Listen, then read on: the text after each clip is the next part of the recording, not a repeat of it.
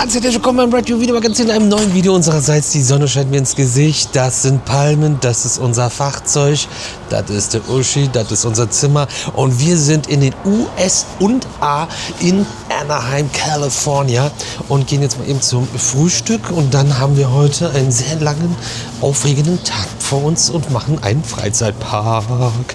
Und wer weiß, wo Anaheim ist, nee, wer weiß, was in Anaheim ist, weil ich kann sich gut vorstellen, was wir machen. Müssen wir so rum. Okay, so sieht das ja so im Hellen aus. Das sieht ja ganz schick aus eigentlich hier. Und cool. Wir haben sogar hier so... Okay, das ist schon ein bisschen schmuddelig, ne? Ja, gehen wir erstmal zum Frühstück, Leute. Wir sind in den USA, ich erwarte gar nichts. Außer Geschrei, sehr schön. Ja, okay, wir gehen nicht zum Frühstück. Also das ist ja mal komplett unterwältigend. Ist es ja in den USA immer, also ein bisschen Cream Cheese hätte mir schon gereicht. Oder irgendein anderer Müll. Aber die haben ja, das ist ja wirklich Usels. Also 2 verschiedene Toastsorten und Bagel und dann gibt es echt nur Butter. Bah. Wir gehen jetzt 30 Minuten zu Fuß. Wir werden vielleicht irgendwo vorbeikommen, wo man was essen kann. Weil alles, was nicht in dem Park ist, ist auf jeden Fall noch günstiger als alles, was in dem Park da ist. Und damit ist es, glaube ich, auch relativ klar, brauchen wir kein riesen Geheimnis draus machen. Wir gehen nach Disney und starten aber heute mit Disney's California Adventure, dem Zweitpark. Und daneben ist ja das Disneyland und das ist das Original Disneyland, das ursprüngliche, was einst gegründet wurde als Freizeitpark. Und 2018 waren wir das letzte Mal hier. Wird also Zeit, nochmal sich das Ganze anzugucken. Wir haben Bock. Und es gibt ein paar coole, spannende Rides heute zu sehen hier im Video.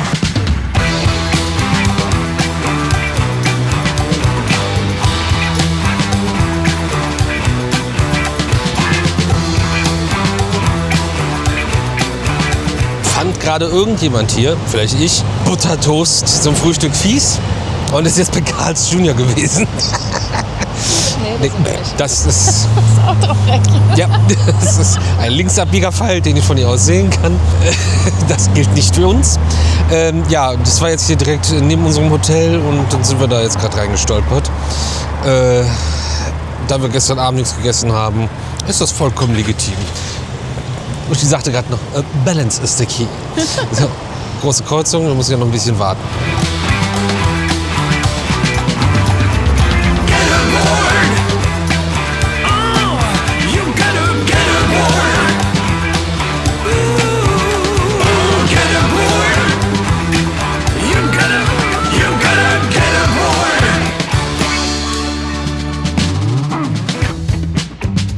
How do you feel about everything today?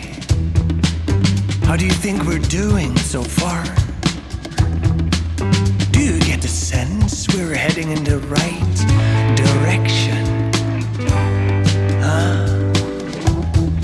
We've got a train prepared for you if you wanna leave. It'll take you straight to Freedom Land. We don't know exactly where that is, but we're going there now. Get your tickets! Get your tickets saved! So, Peoples, wir sind angekommen und direkt in den Park rein, ohne jetzt groß irgendwie vorne Tamtam und irgendwas, war alles easy entspannt. Und wir fangen an mit der ersten Attraktion und zwar Guardians of the Galaxy Mission Breakout. Ist das richtig? Ja, ne? Und ihr kennt ja den Hollywood Tower in zum Beispiel Paris oder in Orlando. Oder in einem bisschen anderen Thema in Tokio. Haben wir schon mal ein Video zu gemacht. Und da war noch ein 4. Turm bei, den Disney hat. Und das ist dieser hier, der auch mal ein Hollywood Tower Hotel war und umgestaltet wurde zu Guardians of the Galaxy. Und ich habe es als ziemlich cool in Erinnerung. Wir müssen das auf jeden Fall jetzt nochmal fahren. Und ja, das ist die erste Attraktion, die wir machen. Wir waren zum Rope Drop quasi hier und mit Security Check und Ticketscan waren wir im Park selber um 4 nach, den der Park geöffnet hat. Und vorne sind schon 65 Minuten angeschlagen, aber noch ist alles in Bewegung. Die haben halt auch gerade erst aufgemacht. Schauen wir mal, wie lang es am Ende wird und wie die Fahrt wird.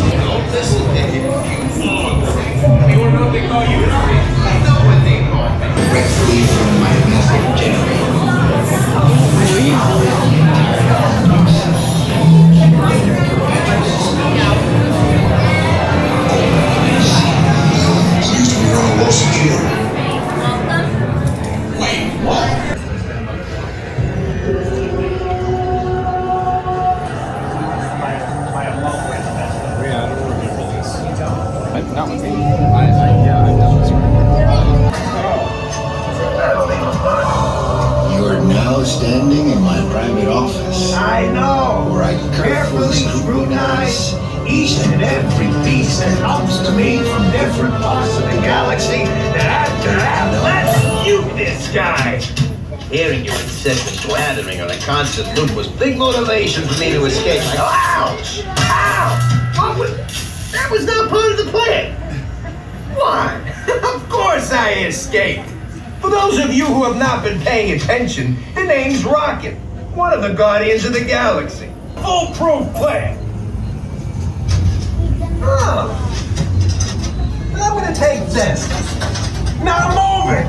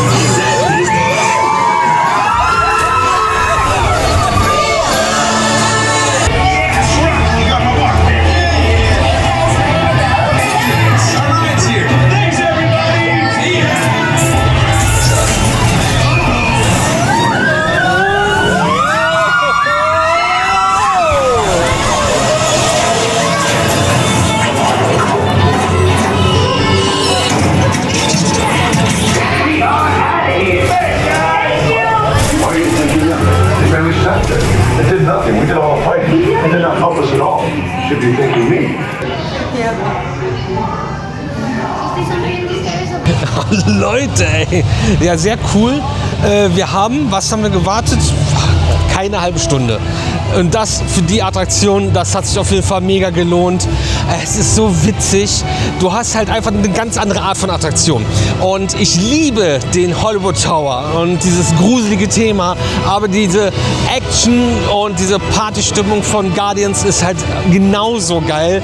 Und einfach da drin geht es einfach voll ab mit der Musik und der Stimmung und halt Action. Also, wer Guardians of the Galaxy gesehen hat, so, das ist wirklich ein cooles Erlebnis. Für meinen Geschmack kannst du den Turm auch mehrfach mit verschiedenen Themen bauen. Und so beliebt wie das Ding ist das, glaube ich, gar nicht verkehrt. Ja, geil, einfach geil. Richtig gute Attraktion. Sehr schön, das jetzt nochmal gemacht zu haben. Ich habe keinen blassen Schimmer, was wir jetzt tun. Wir gehen mal.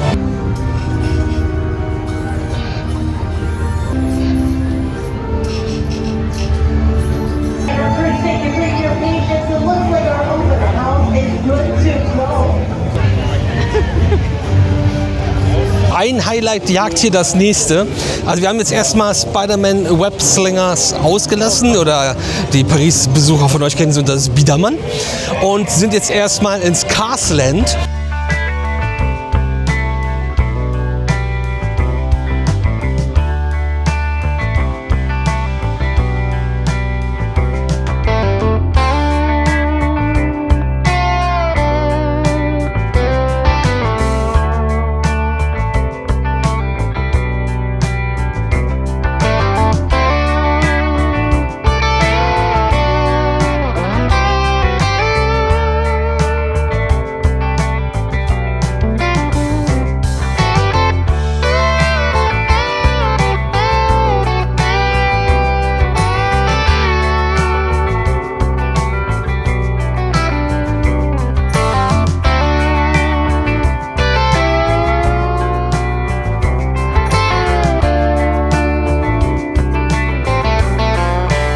Und Radiator Springs Racers ist eine Attraktion, die hier wirklich der absolute Knaller ist. Slot Car und gibt es von Disney 3 Attraktionen und nur eine mit dem Cars-Thema. Und ich brauche da glaube ich nicht viel zu sagen. Entweder ihr kennt es oder ihr werdet jetzt geflasht mit den Aufnahmen, die wir euch mitbringen von diesem Ride.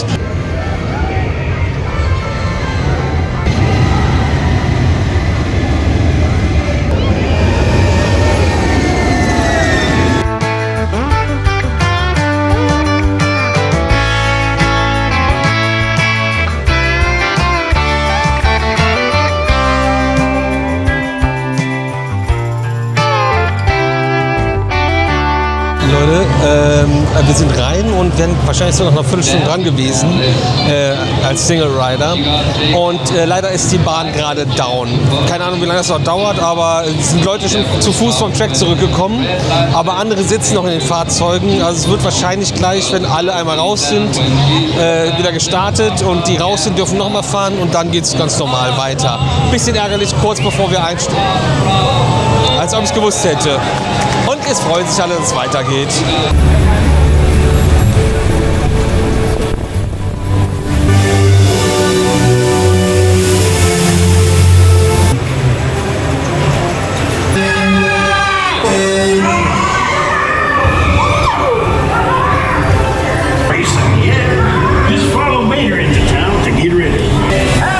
Here for the big race, huh?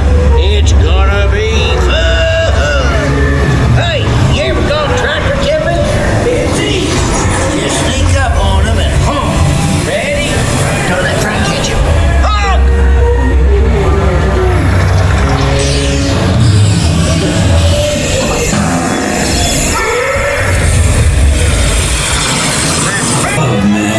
Probably just a bad spark plug, Hippie. Welcome to Race Day. Radiator Springs. Champion needs speed. That's style. Luigi, give our friend your best.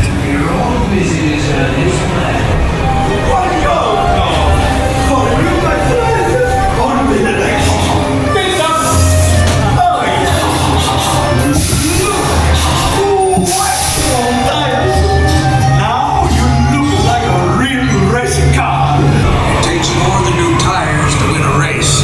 I'm your new crew chief. I'll tell you what. Yes, yes. Now you will have the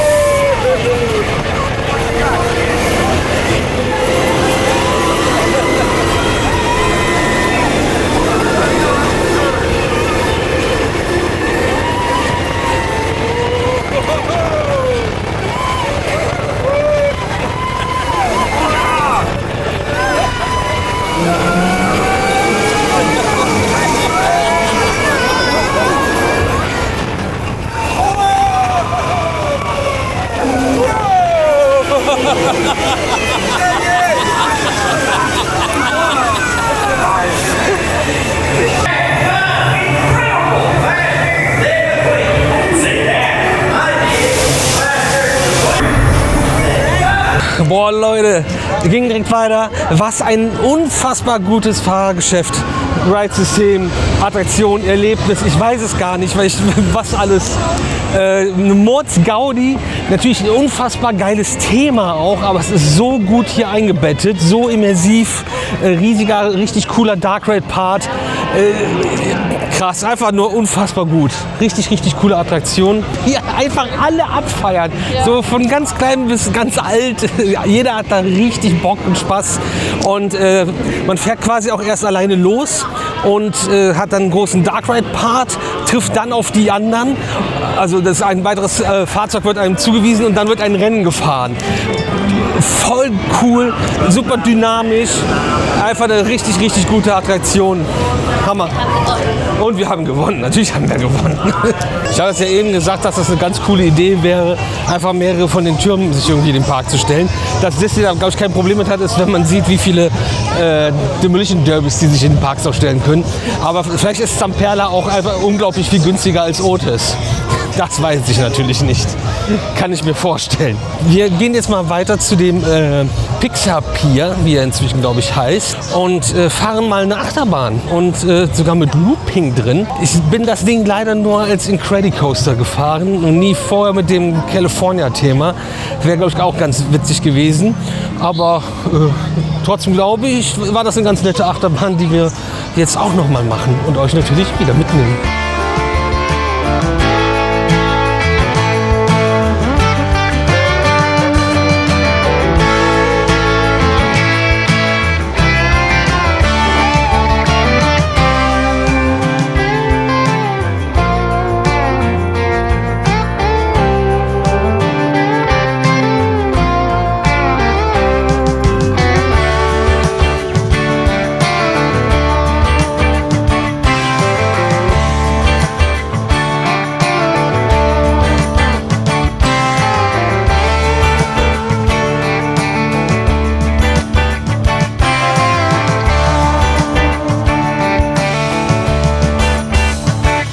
Wir fangen direkt wieder standardmäßig an und ich erzähle, was wir machen und wir machen es nicht. Aber mir wurde gerade zugetragen, nachdem ich gesagt habe, dass wir zur Achterbahn gehen, dass das Riesenrad 5 Minuten hat. Normal so wie Swinging. Swinging haben wir noch nicht gemacht. Letztes Mal war das hier viel zu voll und in New York war mir das zu teuer. Und dann machen wir das jetzt. Intermin hat nämlich ein Riesenrad gebaut und dabei die Hälfte der Gondel nicht festgeschraubt. Was es damit auf sich hat, gucken wir uns jetzt an. Und natürlich huldige ich, wenn ich dieses wunderbare Zierer-T-Shirt trage, auch noch dem Wellenflieger, der oben auf dem Podest steht. Wenn ihr das auch tun wollt, ridereview-shop.de, da könnt ihr euch auch so ein Shirt bestellen.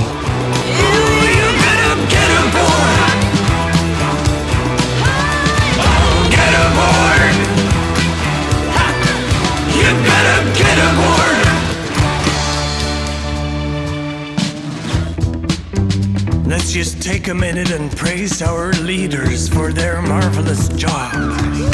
We simply cannot thank them enough.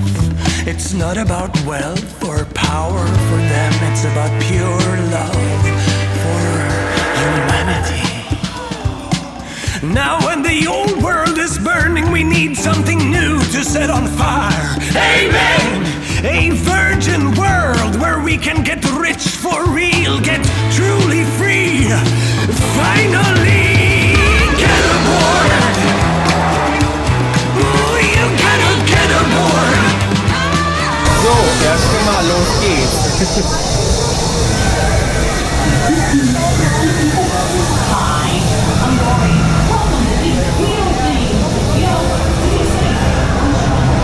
Noch ist ein ganz normales Riesenrad. Bis jetzt.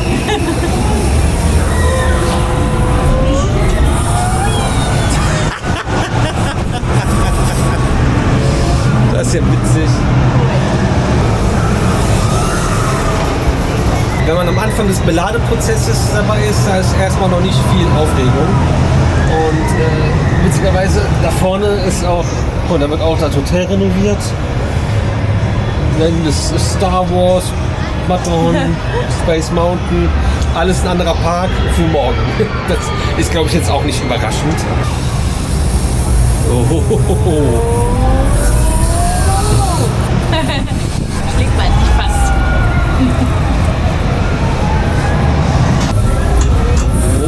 Oh, jetzt geht's los, ey.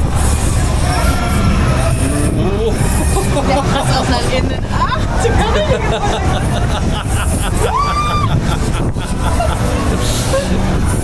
Oh.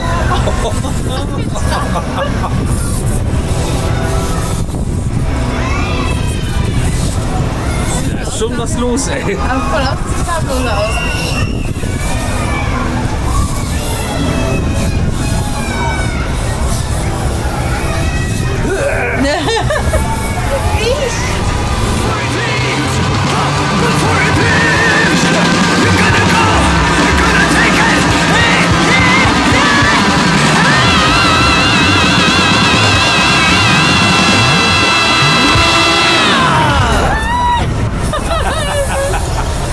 Crazy, ey. Ja, das war auf jeden Fall mal witzig, das gemacht zu haben und viel lustiger als so ein normales Riesenrad. Muss man aber auch wollen, wenn man ein bisschen empfindlicher ist, könnte das auch schon zu viel sein. Gebe ich euch schon mal so mit auf den Weg, nicht, dass sich jemand jetzt denkt, der hat aber gesagt, das kann man einfach so machen. Und wir sind, glaube ich, jetzt auch durch oder fahren wir weiter? Wir sind durch, würde ich mal sagen. Ja, da sind wir wieder. Und gehen jetzt zum Incredicoaster. Uschi meinte gerade 15 Minuten sind da jetzt Standby laut Internets. Übrigens, neben den erwähnten Kettenflieger von Zira gibt es natürlich auch noch mehrere andere Rides. Es gibt auch noch eine Achterbahn, Mack Rides, Wilde Maus mit Goofy-Thema. Wir haben ja schon mal vor 100 Jahren eine Parkvorstellung gemacht. Ich glaube jetzt nicht, dass wir jede Attraktion groß durchgehen müssen, aber das auch mal mit erwähnt und verschiedenste andere Sachen, die gerade vielleicht auch im Maintenance sind. Zum Beispiel Toy Story Mania ist geschlossen wegen der Wartung. Wir haben hier einen 365-Tage-Park, der immer auf hat.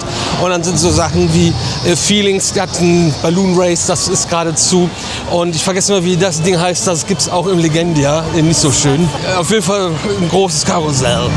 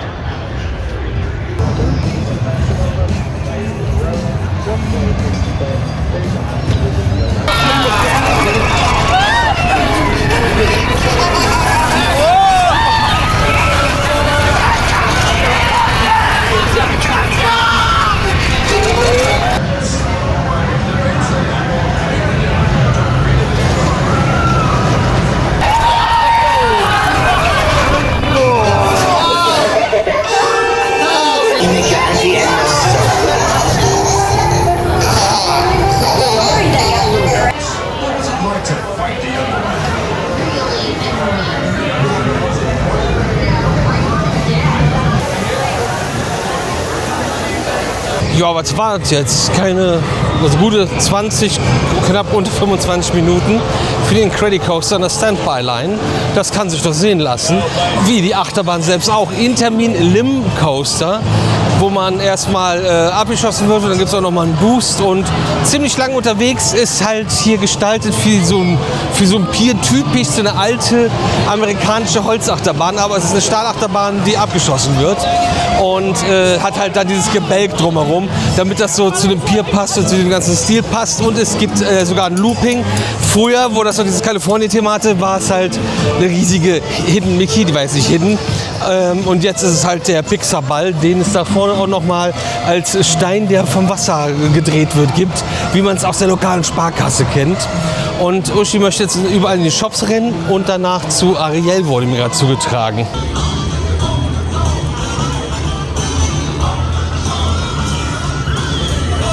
Ich würde euch nicht empfehlen, in Disneyland etwas anzuprobieren, was flauschig von innen ist. Ich habe eine Katze. Mann, ey.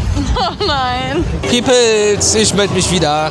Ganz kurz noch zu dem, was ihr gerade gesehen habt. Ich bin fusselig vom Anprobieren und eigentlich ist man bei Disney vorbereitet auf alles und jeden. Und wir haben gefragt, ob die eine Fusselrolle eben haben. Hatten sie mal. Haben die immer dann rausgegeben und dann haben die Leute sich entfusselt und haben die Rollen geklaut. Und jetzt gibt's das nicht mehr. Vielen Dank wieder an wenige Egoisten, die dafür sorgen, dass die Mehrheit doof dasteht.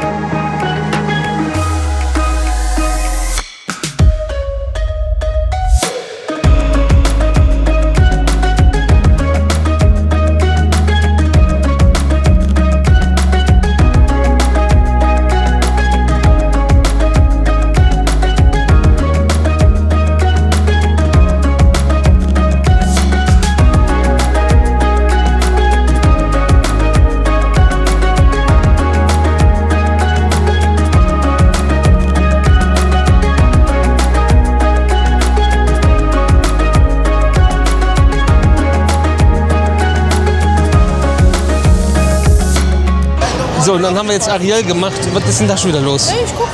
Was du wieder für Müll mitschleppst. Lass mich doch jetzt. Ich dachte, du erzählst was zu Ariel. Du wolltest bestimmt nicht Ariel fahren und bist jetzt hier richtig glücklich rausgelaufen.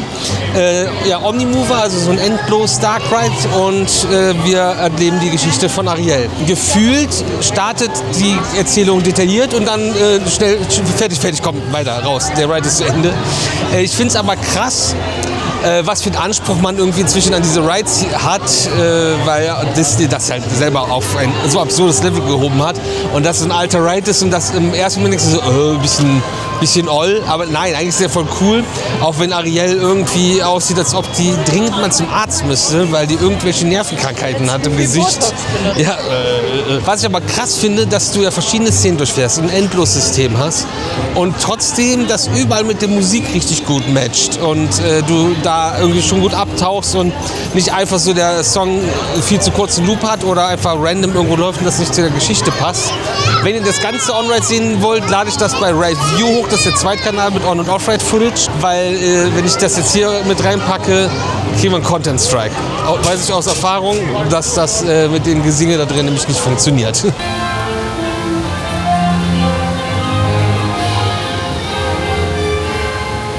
Als nächstes sind wir jetzt quasi im Avengers-Bereich, der auch noch erweitert wird, so wie das hier aussieht. Mehr dazu in den Disney Park Updates, die ja regelmäßig auf dem Kanal erscheinen, wo wir eigentlich auch was ziemlich Witziges geplant hatten und auf der Baustelle oder vor der Baustelle oder an dem Ort, wo in Abu Dhabi der Disney Park entsteht, was zu drehen, was ja nicht geklappt hat und deswegen sind wir ja hier gelandet. Den Rest habt ihr ja schon jetzt irgendwie über die Tour hinweg verfolgt. Gerne auch irgendwie, wenn wir durch sind mit den Tour-Vlogs, können wir gerne, wenn ihr Bock habt, so eine Q&A-Session, Q&A-Session. Q&A. Alter. Ei. ist ganz kaputt. Questions and Results. Ja. So, ist jetzt neu. Ja. Und wir werden jetzt gleich Spider-Man Web-Slingers machen, den Dark Ride. Aber hier gibt es gleich auch eine Showeinlage, die wir sehen wollen. Denn, um das mal ein bisschen salopp zu formulieren, Was geht da? das macht er sich bereit. Um das ein bisschen salopp zu formulieren, und danke, dass ich wirklich nicht einen Satz zu Ende bringen darf heute, wieder mal, schmeißt Disney einfach eine Spider-Man-Animatronic durch die Gegend. Ist auch schon mal schief gegangen, aber die haben einfach einen Animatronic, der durch die Gegend fliegt. Das sehen wir hoffentlich jetzt gleich. Theoretisch in 5 Minuten. Also für uns, nicht für euch. Ihr seht das jetzt. Hey there! Good to see ya! This is way more fun than climbing stairs.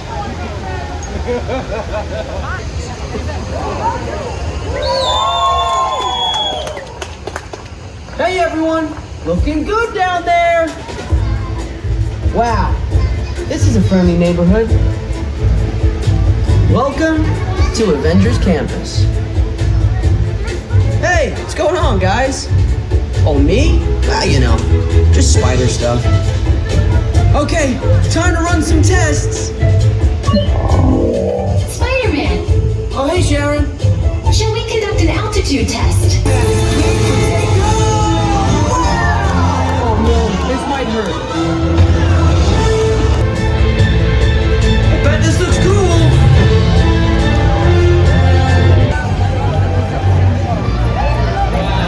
Jo, wie krass ist das bitte?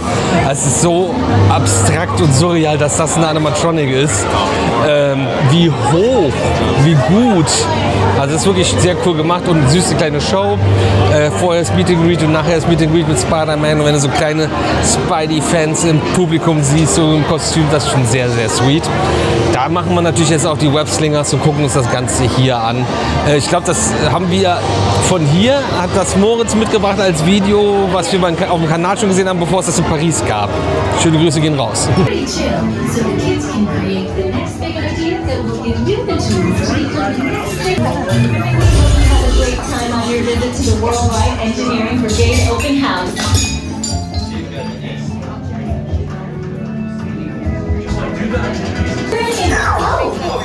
Oh, Peter Parker! Hey, what's up? I'm Peter Parker, and here at Web we got access to some pretty awesome tech, like vibranium from Wakanda, or this crazy alien juice stuff. We have pin particles and Star Tech.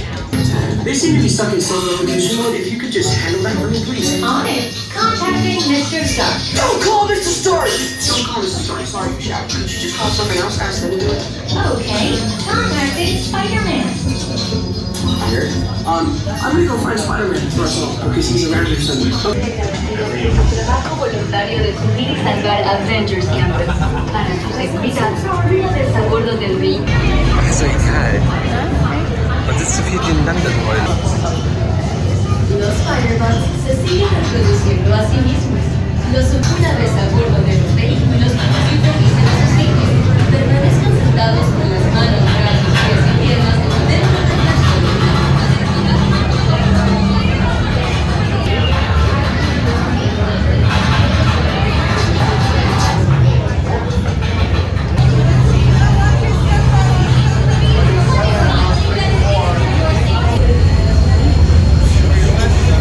motion tracking, assigning individualized color profiles, vectors calibrating. You there, Spider-Man? I'm here. Where are you? On our way. Okay, please sit back and enjoy your ride until we reach the impending disaster. Wait, I thought you were was still an exponential. Sounds right. I know you agree. Little help here! Yeah. Am I glad to see you guys?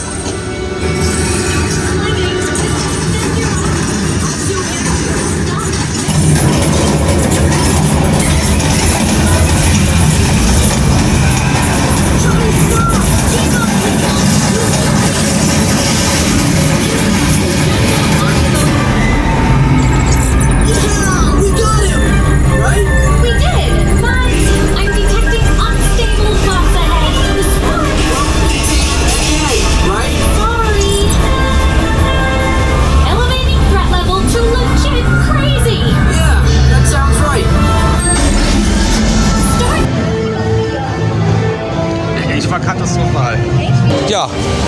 Uschi fand's gut. Ich find's... Es funktioniert besser als die Ninjagos, aber es ist halt wieder so ein Armgewedel. Und wenn du zwischen den Screens siehst, wie gut der Ride aussieht, ist das für mich immer so ein, ja, nee, danke, bau doch einfach einen geilen Ride. Ja, ist doch wahr. Was waren's? 5 Minuten, die wir jetzt gewartet haben, aber auch da auch wieder nur, weil wir jetzt uns getrennt haben und nicht 45 Minuten in die Standby gegangen sind, was ja komplett legitim ist. Die war ein bisschen weniger, zwischendurch war ein bisschen mehr, das geht hin und her die ganze Zeit. Also ich muss ja sagen, soll den Tag nicht vor den Abend rum, aber so viel Glück hatten wir bei Disney noch nie, außer in Hongkong. Da waren wir auch alleine im Park. Also sehr, sehr stark, macht echt Bock dadurch. Und wir verlassen jetzt den Avengers Campus und gehen zu Monsters Inc.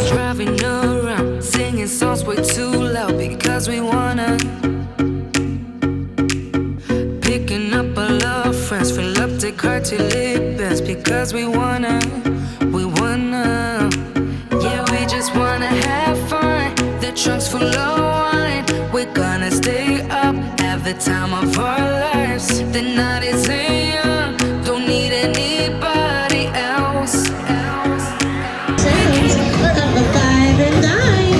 That's Penny. Hey, we got Penny Blue on it today, folks. That's Penny on the guitar. You got Baby on the drums. You got Slam on bass. You got Sue back there on saxophone. Wir sind jetzt gerade rein zu Monsters Inc. Und 45 Minuten Wartezeit. Dann habe ich gesagt, so, ja, 45 sollen wir uns jetzt einstellen und nicht. Ja, komm, ne, wir haben jetzt irgendwie, sind jetzt hier und ist jetzt auch nicht so dramatisch. Und ja, damals, als wir hier waren, haben wir halt nach Single Rider gefragt und dann haben wir irgendwie so eine Karte in die Hand gedrückt bekommen. Aber das macht ja überhaupt gar keinen Sinn. Und dann kommt das Castmember entgegen. Hallo, seid ihr zu zweit? Ja. Ja, habt ihr ein Problem damit, wenn ihr hinten sitzen würdet? Nee. Weil dann kriegt ihr hier diesen Buddy Pass und das ist wie ein Single Rider, aber für 2 Leute. Und dann könnt ihr dann in diese extra Queue und dann seid ihr dann irgendwann dran. Hä? Und das ist in diesem Moment, wo er sagt, ja, kriegst du eine Karte, ist ja Schwachsinn, total Schwachsinn. Hier, nimm das. Voll geil.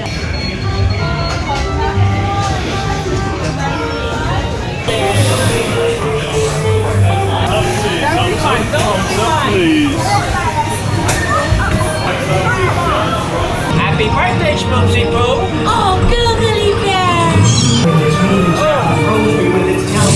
My thoughts were not my own. Then it... Oh, boo, we gotta get you home. I thought you cared about me. Come on, this way. Hang on, unit. Get in position. Spread out and lock. All clear over here. Nothing exciting ever. Are you done yet, boo? Race you to the scare floor. You'll never find her door now. Oh, there's your door. We're almost there, kiddo.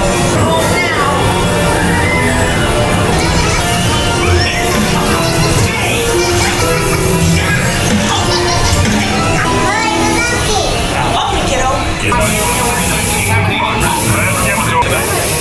We responded to a tweet. Wir sind Monsters Inc. gefahren und ja, diesen Buddy Pass werde ich nicht verstehen, warum der wie, wann funktioniert oder auch nicht. Aber ja, wenn uns das Ding schon in die Hand gedrückt wird, ist das ja auch immer unterhaltsam. So wie der Ride, der natürlich auch irgendwie jetzt nicht die outstanding Animatronics hat, aber die Story auch wieder erzählt von dem ersten Film von Monster AG und irgendwie jetzt noch mal ein bisschen mehr Lust macht auf den Door Coaster, der ja kommen wird von Vekoma in Orlando, der ja das Thema dann aufgreift und, glaube ich, ziemlich crazy wird. Und dann ging es jetzt für die Uschi noch mal ein bisschen durch die Shops. Sie wollten noch ein bisschen gucken und das haben wir auch ein bisschen gemacht. Wir werden bestimmt auch noch den einen oder anderen Shop besuchen, wenn ich nicht an Seifenblasen ersticke. Da sind unsere Plastiktüten hin. Beim Disney.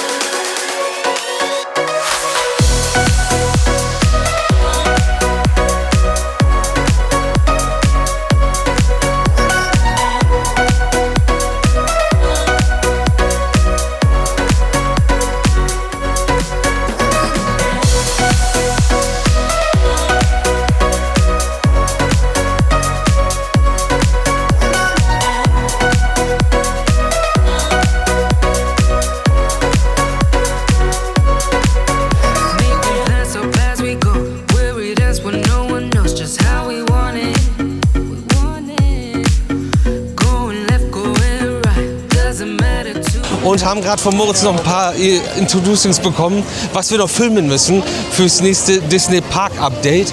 Unter anderem auch das, was wir schon geshoppt haben, weil es wird ja natürlich dann wieder den Merch des Monats geben. Da müsst ihr dann da noch mal reinschauen, so wie auf dem Kanal selbst bei dem Abonnieren-Knopf auf Abonnieren drücken, wenn ihr das noch nicht gemacht habt. Das wäre nämlich voll cool, wird uns voll supporten und kostet euch nichts. Wir gucken auch noch mal uns das Rafting von außen an.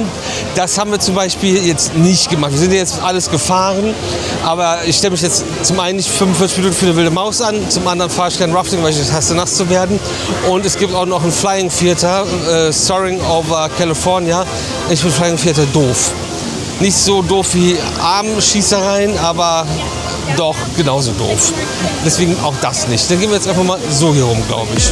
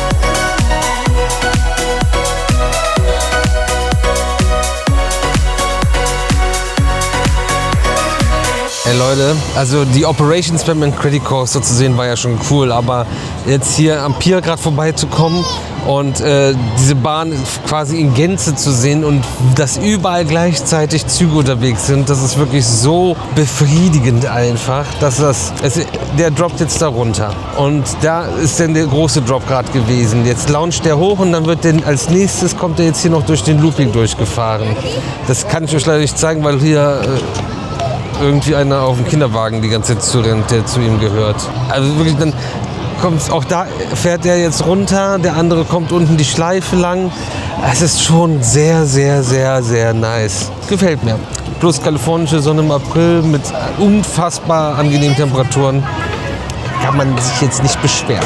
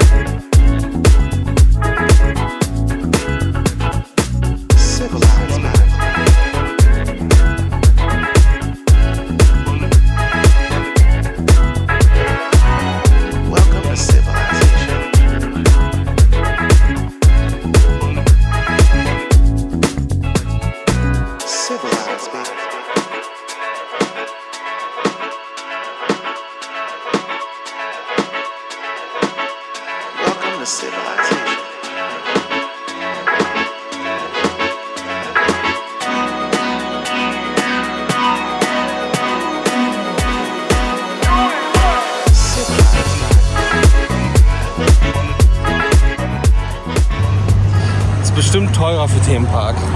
Welcome to civilization. Civilized life.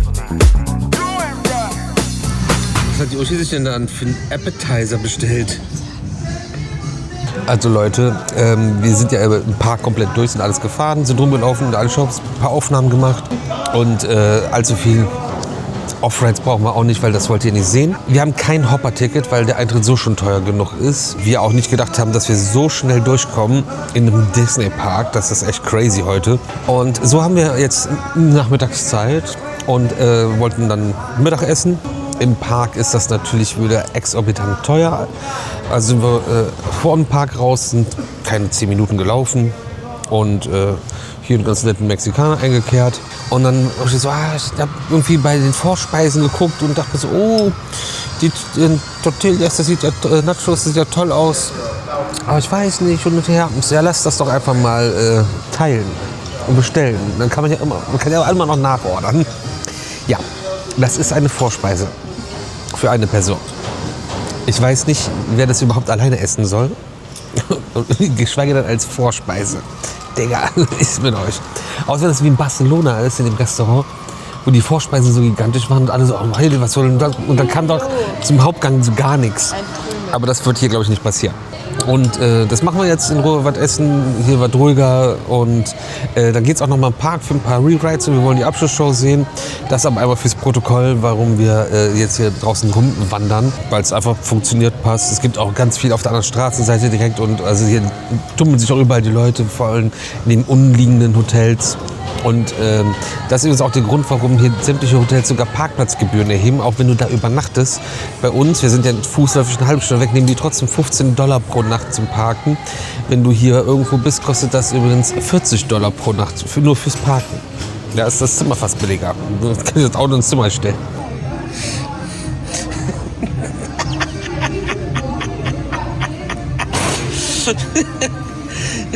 Wie hast du es denn so nah da dran geschafft?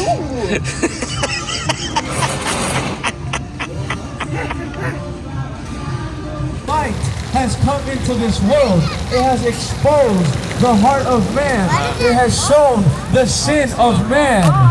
Jesus died on the cross, was given over to the hands of wicked men to die, to be beaten for you, so that you, for love's sake, would not have to. So, zurück im Park und wir wollten nochmal Guardians of the Galaxy Mission Breakout fahren und es war so den ganzen Tag so um die 60 Minuten.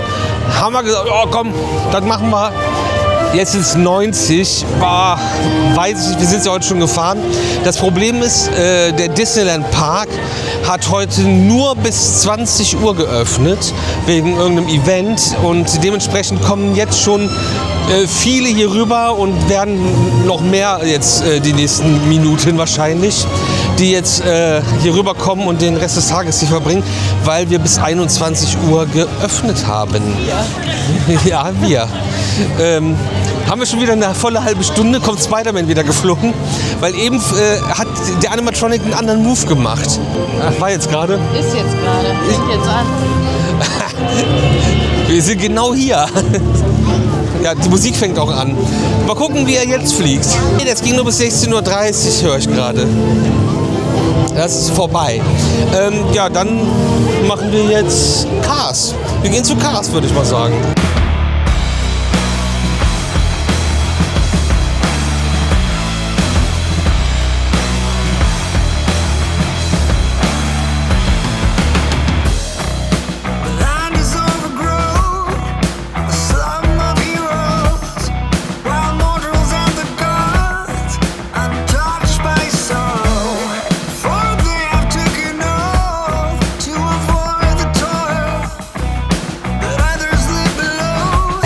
Wir sind bei Radiator Springs Racers und machen wieder den Single Rider. 40 bis 45 Minuten wurden durchgesagt, stehen nicht an, dran, wir stehen an.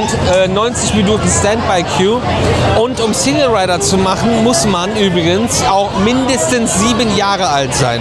Und jetzt vielleicht nochmal eine Sache, die viele nicht hören wollen und sich wieder wirklich empören werden. Aber wenn diese Regel besteht, dass man mindestens 7 Jahre alt sein soll, liebe Eltern, diese Regel ist nicht dafür da, um euch zu ärgern und euch in die Standby-Queue zu verbannen. Die ist zum Schutze eurer Kinder, die euch ja angeblich so heilig sind. Und das Kind dazu zu zwingen, zu lügen, mehrfach, wenn es nämlich gefragt wird von Cast-Membern, und das offensichtlich nicht 7 ist und dann bei der Frage immer Mama anguckt und Mama und Papa danach wieder diskutieren, weiß ich nicht. Also ich finde das wirklich erschreckend. Das ist genauso wie mit der Mindestgröße, wo dann Eltern immer, das kriegt man ja auch mit, diskutieren, wenn es nicht reicht. Also die Kinder sind immer klein genug für den günstigeren Eintritt, um irgendwas mitzufahren, dann ist das doch die 3 Zentimeter auch egal. Auch da wieder, solange nichts passiert, ist das natürlich für alle fein. Sobald was passiert, seid ihr doch die Ersten, die ein Fass aufmachen. Ja, mein Kind hätte gar nicht mitfahren dürfen, das ist ja unverantwortlich vom Park. Einfach nochmal so ein Appell in die Runde und eine unangenehme Wahrheit, die ich jetzt ausspreche und bereitstehe für eure Hasskommentare, damit ihr den Stress bei mir abladen könnt, den ihr die ganze Woche wieder aufgeladen habt. Let's go. Das ist gut für den Algorithmus, also macht das ruhig. Ich kann das ab.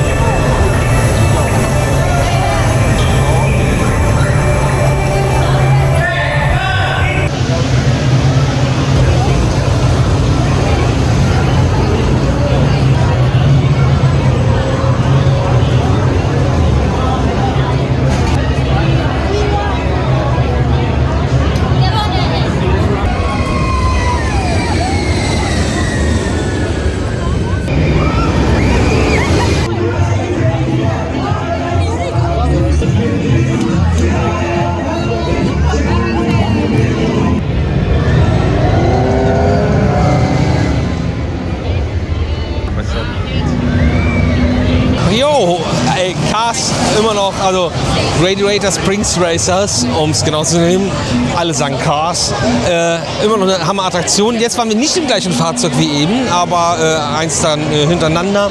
Und jetzt, so, wo die Sonne so ein bisschen untergeht, blaue Stunde mäßig, war das nochmal richtig cool.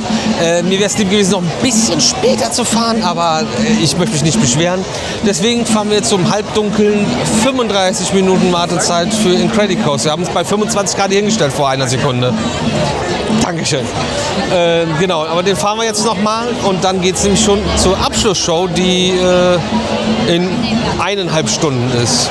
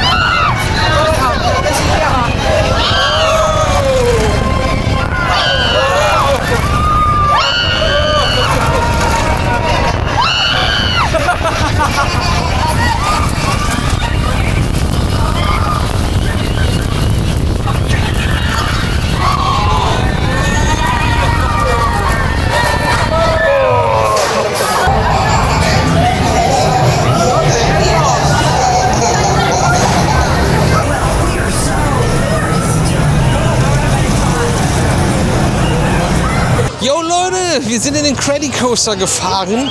Superbahn. Im Dunkeln noch mal eine andere Experience. Lange Fahrt, coole Fahrt. Q-Tip. Die angeschlagenen 35 Minuten waren ein bisschen mehr. Ist jetzt auf 65 auch hochgegangen. Ja, liegt vielleicht daran, wenn man 50 Lightning Lanes reinlässt und 5 normale. Ey, das ist echt nicht verhältnismäßig, ne? Das geht gar nicht. Und jetzt müssen wir mal gucken, wo wir hin müssen zur Show. Da müssen wir nämlich jetzt auch in 10 Minuten sein.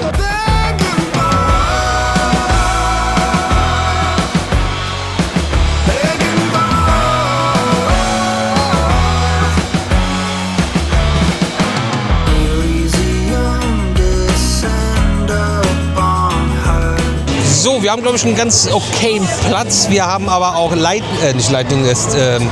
Queue gemacht heute für World of Colors Happiness. Das ist die Abschlussshow jetzt hier in Disney's California Adventure, der zweite Park hier. Und es gibt halt dann die Standby-Queue. Es gibt hier aber auch nochmal irgendwie reservierte, separierte, extra Heiti-Teiti Sachen.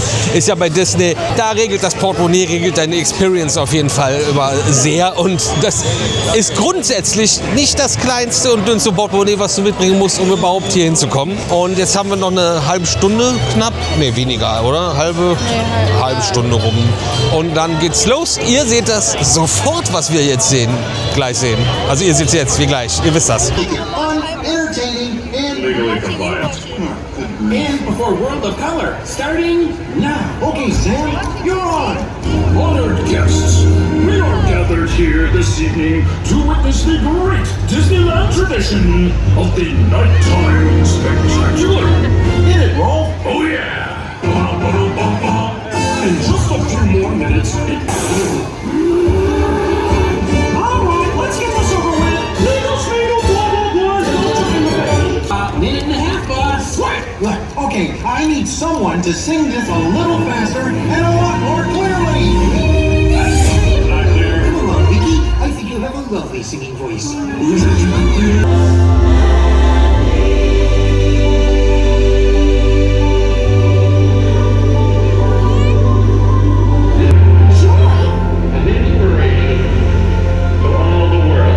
Did someone say joy?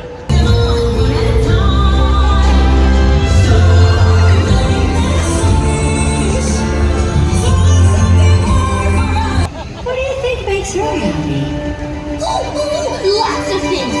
Manage your calendar, walk your dog, carry your things, watch you sleep, and make sure we're prepared for all the terrible things that could possibly go wrong. I'm the strong one. I'm not nervous. I'm as tough as the crust of the earth is.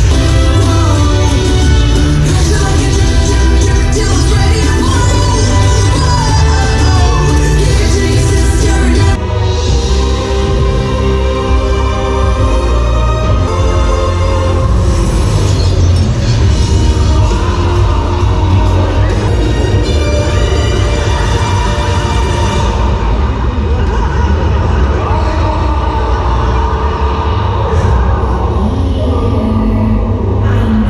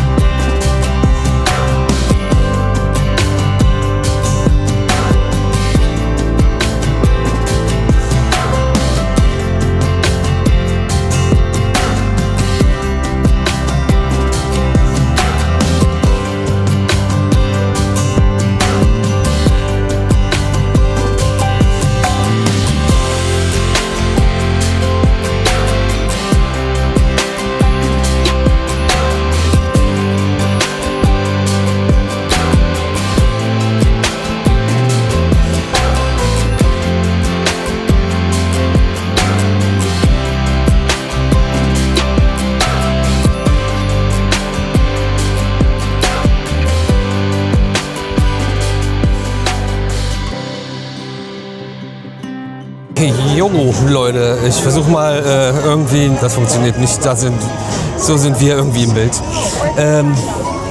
Ja, World of Happiness, World of Color. Und es gab eine Pre-Show, die war halt wieder also auf lustig gemacht, hat schon mal ein bisschen gezeigt, was so geht. Und es ist eine 26-minütige Show mit Wasserfontänen, aber auch Mapping auf Wasser, beleuchtete Wasserfontänen, Lichteffekte und Laser. Zusätzlich dann noch ein bisschen Seifenblasen, rauchgefüllte Seifenblasen, genau da, wo wir standen. Hatten wir 2 von den Maschinchen. Und ja, eine coole Show. Ich finde es ein bisschen lang, weil es halt auch komplett nur Wasserfontänen mit Licht und Mapping ist. Mapping ist auch Licht am Ende des Tages. Aber das ist super cool gemacht. Aber man hat auch gesehen, dass einige schon früher gegangen sind, weil es dann noch ein bisschen zu dröge war. Es hat sich halt sehr gezogen irgendwie. Ne? Bei 26 Minuten ist schon, wenn du da stehst, und du standst auch vorher schon da. Aber ansonsten, coole Show. Auf jeden Fall mitnehmen, wenn ihr das könnt. Und so wie alle euch jetzt auch mitnehmen, um hier rauszukommen. Da habt ihr auch keine Wahl, wenn man sich das hier mal so anguckt. Aber es funktioniert immer. Das ist das Krasse.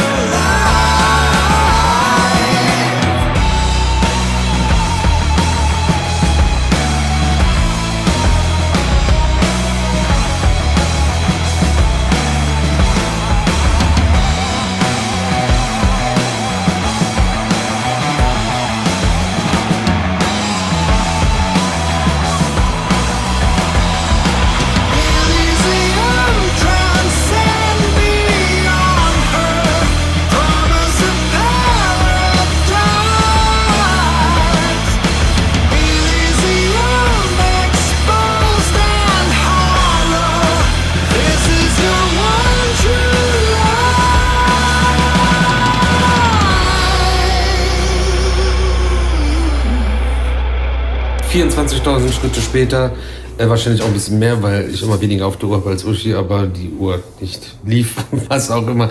Sind wir durch und hatten einen unfassbar guten Tag bei Disney und haben wirklich echt schön viel machen können, sind viel gefahren, ohne lang zu warten und so mega gutes Wetter. Das ist nice, das wünschen wir uns für morgen und dass ihr wieder am Start seid, wie jeden Tag um 18 Uhr zu einem neuen Video hier auf dem Radio YouTube-Kanal. Das Original Disneyland, der Make a right in the parking lot. Make a right. Egal, was ist da los? Orientierung wieder wie eine Bockwurst. Herrschaftszeiten, Leute. Bombastisches Wetter, super Besuch mit wirklich absolut unfassbaren Wartezeiten.